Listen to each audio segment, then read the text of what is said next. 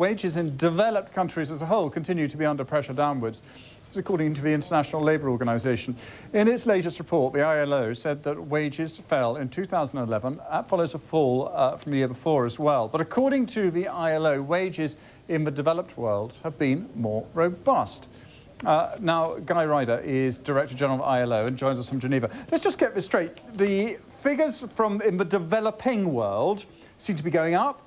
I mean, the developed world, they seem to be coming down. Is this, do you think, in the long term, and just in a small way, a rebalancing of economic power between developed and developing? Yes, I think it does reflect that. The global picture is real wage growth in 2011 of 1.2%. But in the different parts of the world, you're getting very, very different situations.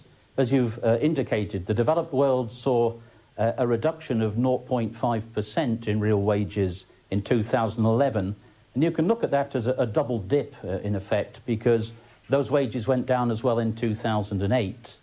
But it's probably easier to look at the longer-term patterns. Since the year 2000, developed world wages in real terms have gone up about 5%.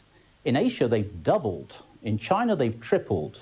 In Latin America and the Caribbean, you've probably seen about 15% growth. So there is some degree of rebalancing in these figures. I think you're right about that.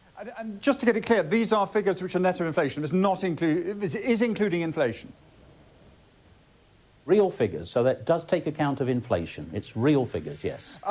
Do you think that workers generally, and I'm sure it's different from different places and parts of the world, but do you think workers are getting a fair share of the profits? Or are the shares, as we keep on hearing, particularly in the developed nations, the money's actually going into the hands of the senior management?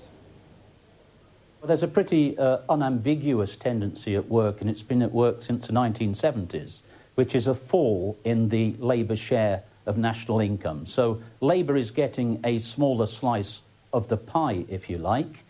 Since the 1970s, look at the developed world, labour's share's gone from about 75% to 65% of gross income.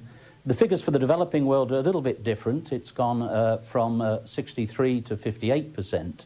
So there is definitely a shift away from labour, and the view of the ILO is that should be a matter of some concern, and I think prompt policymakers to see what needs to be done to reverse and stabilise that situation.